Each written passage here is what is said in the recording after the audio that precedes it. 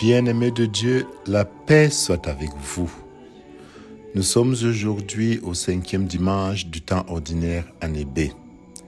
Dans l'évangile du dimanche dernier, Marc l'évangéliste soulignait deux des aspects importants de l'activité de Jésus, son enseignement et ses guérisons. Aujourd'hui, il mentionne de nouveau ces deux éléments et il en ajoute un troisième, la prière. Lisons, le lendemain, bien avant l'aube, Jésus se leva, il sortit et alla dans un endroit désert, et là il priait. Jésus va au désert pour prier, pour être avec son Père.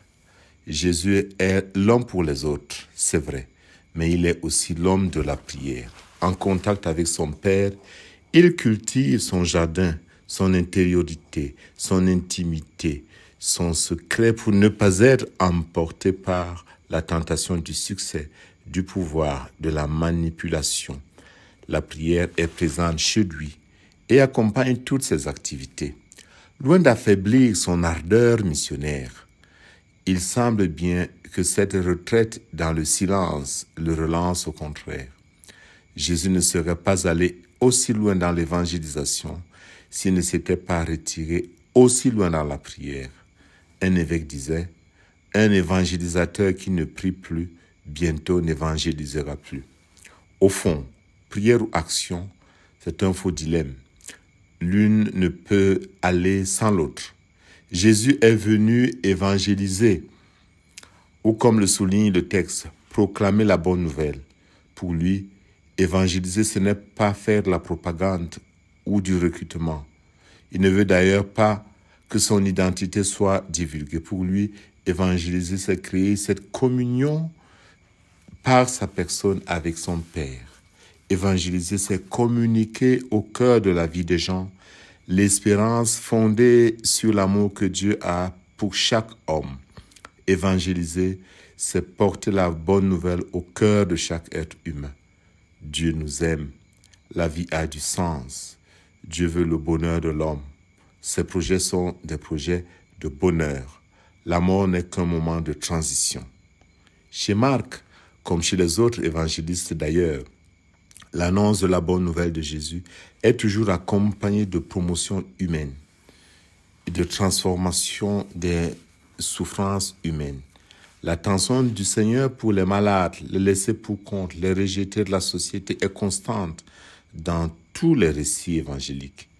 Il met sur pied le paralytique, réintègre les lépreux à leur communauté respective, guérit la femme qui souffre de perte de sang, l'homme à la main desséchée est guéri, la fille de la syrophénicienne d'épileptique, l'aveugle de Jéricho, le serviteur du centurion romain.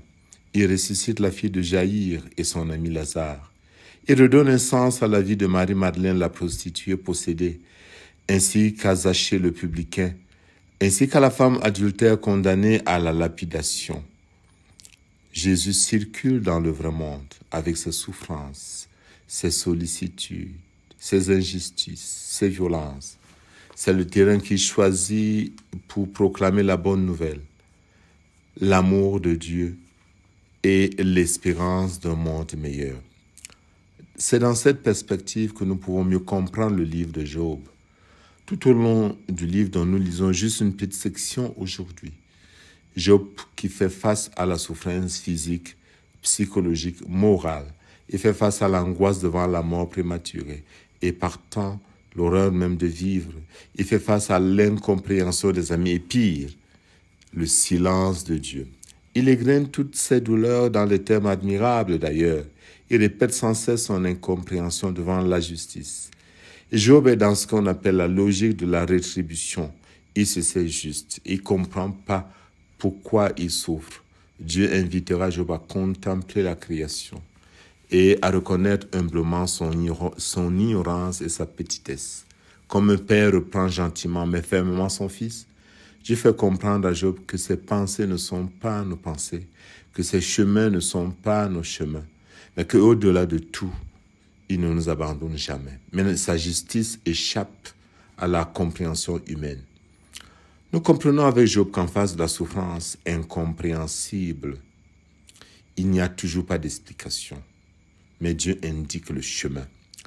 Ne pas retenir nos cris, mais garder confiance et tenir fort la main de Dieu, puisqu'il est avec nous tous les jours jusqu'à la fin du monde.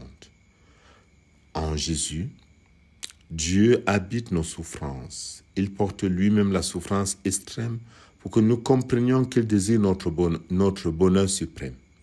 Par ses paroles et par ses gestes, Jésus rappelle que Dieu est celui qui essuiera toute larme de nos yeux. De la mort, comme le dit le livre de l'Apocalypse, il n'y en aura plus. De pleurs, de cris et de peine, il n'y en aura plus, car l'ancien monde s'en est allé. Celui qui siège sur le trône déclare, « Voici que je fais l'univers nouveau. » L'homme comprend, quand il entre dans cette dynamique, que c'est dans la vraie relation filiale qu'il ressurgit. Saint Augustin priait ainsi. « Tu nous as fait pour toi, Seigneur, et notre cœur est sans repos tant qu'il ne demeure en toi. » Nous n'avons pas le pouvoir de guérir comme Jésus. C'est un oui, c'est un non, mais nous avons tous le pouvoir de la compassion. Nous pouvons être présents, nous pouvons accompagner. Dans un monde blessé par tant de violence et de misère, de souffrance, il devient urgent d'allumer une petite chandelle au cœur de la nuit. Comme le dit un vieux dicton français, il vaut mieux allumer une petite chandelle dans le noir que de maudire la noirceur. Saint Paul aussi comprend qu'évangéliser, c'est faire renaître l'espérance chez ceux et celles qui souffrent, qui sont étiquetés et condamnés.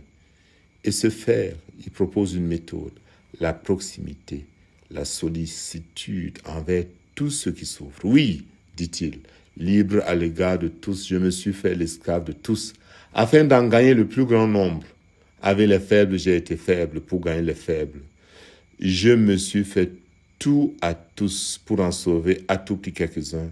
Et tout cela, je le fais à cause de l'Évangile, pour y avoir moi aussi part. Cette méthode exige du prédicateur une double prise de conscience. D'abord, l'impératif d'évangéliser. Malheur à moi, dit-il, si je n'annonce pas l'Évangile. Mais également dans la gratuité. Saint Paul ne revendique rien. Bien-aimés de Dieu, nous sommes invités, à l'instar du Seigneur, à faire renaître l'espoir. Ça ne marche peut-être pas dans notre pays, dans notre village. On a peut-être augmenté le prix du carburant. On a peut-être doublé le SMIC pour les petites et moyennes entreprises. C'est un vrai casse-tête. On nous fait des promesses qui ne sont pas tenues. La corruption règne partout. Le train de vie des hautes sphères de l'État ne correspond pas à la vie réelle du citoyen ordinaire. Mais nous ne voulons pas perdre espoir. Nous voulons continuer à espérer. Et nous savons que Jésus, comme il a fait lever la belle-mère de Pierre en la prenant par la main, va également nous faire lever. Avec foi, tenons ferme, crions vers le Seigneur pour que les cieux se déchirent et que chacun de nous donne toujours le meilleur de lui-même. L'espérance ne tombe pas. Et qu'en ce saint jour, Dieu Tout-Puissant vous bénisse au nom du Père et du Fils et du Saint-Esprit. Amen.